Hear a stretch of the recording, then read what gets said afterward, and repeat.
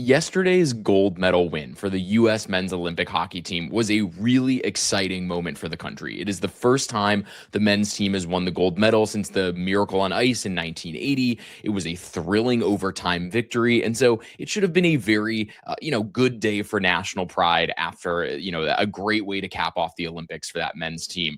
However, we couldn't enjoy it for more than a couple of hours before the president and his team politicized it and ruined the satisfaction of the victory with their crass, tasteless politics. And there are a couple of different angles here that we're going to talk about. I want to start off just with the goal that won the victory. It's kind of the core exciting part of this whole thing before it starts to go downhill, which the downhill part is Kash Patel on the taxpayers' dollar, flying to Milan for the Olympics and partying with the team afterward in a way that is not reflective of what this man should be doing as his job.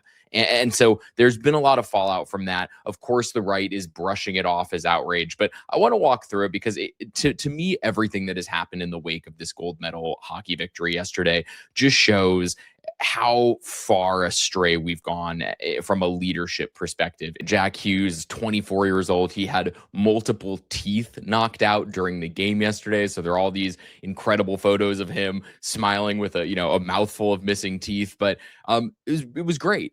And then shortly after the victory, these videos start coming out of Kash Patel in the locker room with the team afterward, begging the question of why the hell is the director of the FBI in Milan right now doing all of this? And again, this is not him. He didn't walk into the locker room and say, congratulate them and leave. This is what Kash Patel was up to when he was in the locker room with the U.S. men's hockey team. Let's take a look.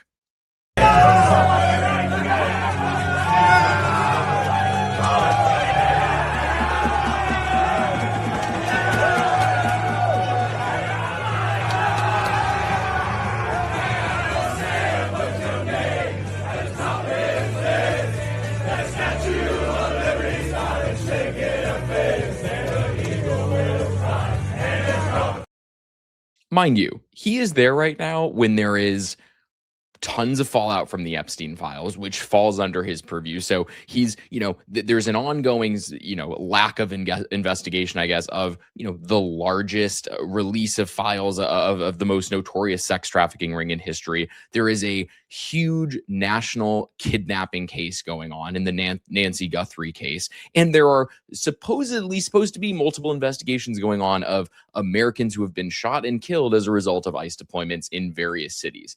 Kash Patel is doing none of that because he's busy throwing beers around with the U.S. men's hockey team. And it's so he looks like a huge loser in all of these videos. He looks like a guy who is trying so desperately to look cool that he is globbing onto the victory of other people so he can feel something. And that is the truth. I mean, it is these people, and it's the energy of this administration. It's like so many of them don't have achievements of their own, so all they do is they hang on to other people who have achieved greatness, and they try to steal some of that victory by being in close proximity to it. And so Kash Patel whips out his phone during this celebration and calls the president. And I want to play that a little bit too, just because the way Kash Patel it conducts himself in this whole thing is like schmarmy and gross and creepy. Let's take a look. But anyway, if you could work that out, I would be honored to have you. I'll introduce you to the whole... I got it, boss. I got it. Okay, you got it, Cash. I'm on it. Cash is doing it. I'm happy. I'm fucking on it. Congratulations. See you Tuesday night. I'm driving the bus, boss. We're bringing the whole bus.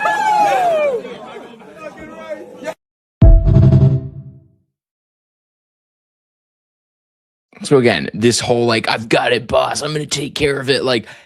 It is, he sounds like a used car salesman. This man is supposed to be the director of the FBI. He is supposed to be, I think sometimes people on the right do this thing of, they're just out there having fun and it's so cool. It's like, no, that's the lead intelligence, law enforcement official in the country.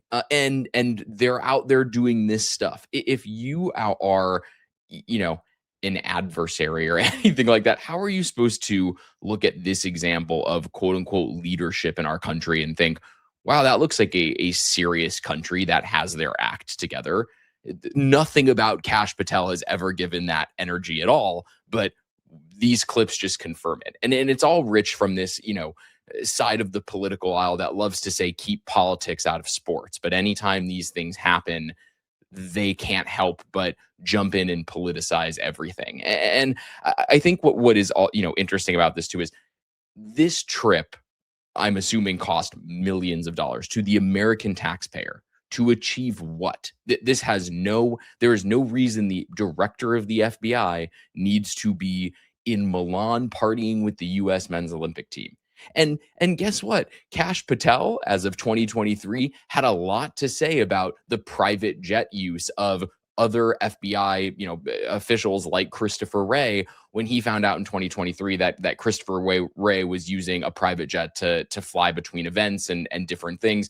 This is what Kash Patel had to say about it back then. And I'm not saying take all their funding. I'm not the defund everything guy. I'm just saying Chris Wray doesn't need a government-funded G5 jet to go to vacation. Maybe we ground that plane. $15,000 every time it takes off. Just a thought. Minimum. I agree with 2023 Kash Patel on that. Apparently 2026 Kash Patel does not. And of course, as this backlash ramped up, he couldn't help but tweet out his defense of what had happened. And so what he says here is, for the very concerned media, yes, I love America and was extremely humbled when my friends, who obviously they're not his friends, the newly minted gold medal winners on Team USA, invited me in the locker room to celebrate this historic moment with the boys. Greatest country on earth, greatest sport on earth. And this is the classic Republican tactic these days. People are not, they try to reframe what people are upset about to basically create this straw man argument, which is that people were upset he was in the locker room. No, the original reason people are upset about this is the fact that there is no reason for Kash Patel to be there in the first place. That is what people are upset about. And had he not gone into the locker room, people should be upset about it because there is no reason for him to be there. This is just an even more egregious example and reason why people are pissed off about it. And, in general, the response from this administration and the White House to this win was graceless and classless, as opposed to, being good sports about the victory. This is what the White House decided to tweet out after they won the gold medal, as opposed to just good game. This is what they decided to do. And it's so reflective of what the leadership in our country looks like right now. And frankly, how the rest of the world sees us. They see us as a country that is graceless and classless right now because of the leadership that we have, unfortunately.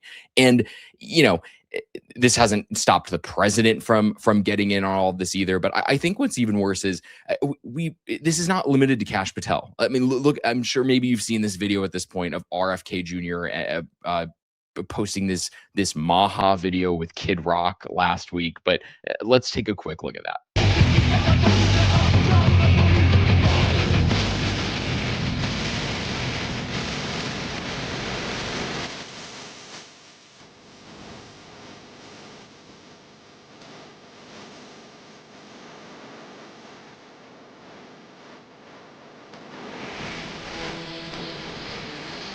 Where's Kid? So all of this, we have to get rid of this alcoholic, divorced dad energy in this country. That is what the men of this administration project. It is bizarre. I find it impossible to believe that unless you are an alcoholic, divorced dad, that you watch this stuff happening and feel okay with it or think it's cool. At the end of the day, and I hate to engage in the whataboutism of it all, but can you imagine if any of Joe Biden's FBI directors flew out to Milan to party with a hockey team while there was a high-profile missing persons case or something, of the equivalent of the Epstein files going on at home? People would have freaked out. The FBI director wouldn't be in their job at this very minute.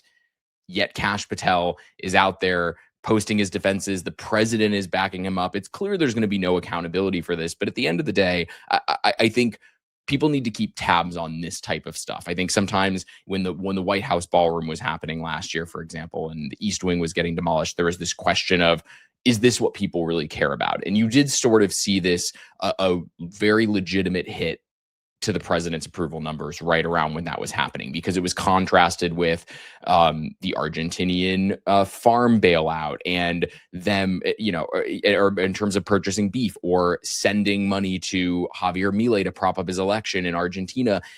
Those contrasts get people thinking and get them wondering, are people in this administration actually looking out for me? We all know they're not, but having these very crystal clear instances of it only strengthen the case, obviously going into 2026 and going into 2028, that these people have nothing to do and no care for the American people and nothing that they care about other than trying to live out their fantasies of wanting to be cool, which we know at the end of the day, they don't look cool, try as they might. That is it for me today. If you liked what you saw in this video, throw a like on it. Follow the Demwins Media YouTube channel. Follow me at buildingthebench.substack.com, and we will keep bringing you the news as you need to see it. Thanks for watching.